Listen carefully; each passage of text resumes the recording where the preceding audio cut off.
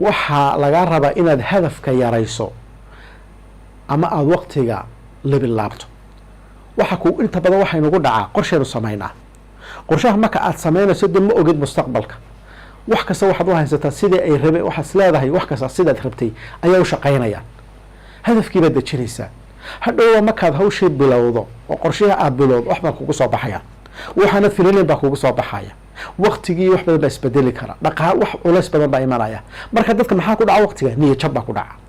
waxa timaada waniyo hadafkii aan dejiyay iyo qorshihii ma dhamaystiri karo, qofku ka caajisa marka. halkaas ku joojiya. mayba kulay.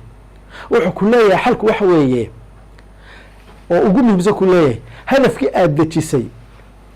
tusaale kale waxaa tiri anigu waa inaan bil kasta 2 bug akhriyaa tiri. hadafkaas aad dejisay qorshaha guya. haddii ay aad markaad sheekadiisa ugu gashay waxaad ogaatay 2 bug inaad dhamaystiri karin oo waqti haynin oo mashquul baad noqoto, wax badan baa soo kordhay. wuxuu kula bartaha ku joojinay hadafka yaree oo halkaad 2 bug bishii ka dhamaystir lahayd bug kaliya ka dhigo.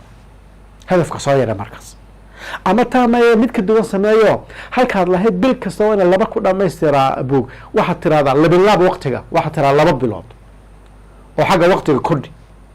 marka taa hadda samsan oo ku suurtagal. marka wuxuu ku leeyahay inta badan dadka waxa ka hor istaaga inay dhameeyaan wixii ay bilaaween. markii qorshihii ay gudagalaan ay dejiyeen ayay shaqadu isbedeshaa. wax badan oo in ogeyn baa soo baxa. tan waxaad kaga badbaadi kartaa halkaa ku joojinay waqtiga ballaarso. hadday shaqadu sanad ahayd in waxaan sanad baan ku qabanaya 2 sano ka dhigo ama sanad bar ka dhigo. naftaadu wax dareemaysaa, nafs bay dareemaysaa, hawshii markaa way qabanaysaa. ama maaha ahdaaftan aad meesha ku dejisay de quraan maaha, waxbaad ka bedeli kartaa. waa inaad adjustment ku samaysaa, wax ka bedeshaa ood yaryaraysaa oo waxaad qaban karta markaa aad ku bilowda. taasi faa'iido weyn bay leedahay.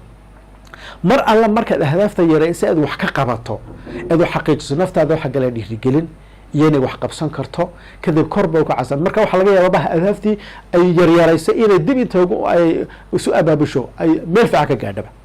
marka wuxuu ku leeyahay qodobkaasina qodob daruuri ah. haddii aad qorshe samayso qorshuhu waxa sidii rabo u dhici waayo, ha ka daalin qorshaha wax ka bedel, waqtigana wax ka bedel.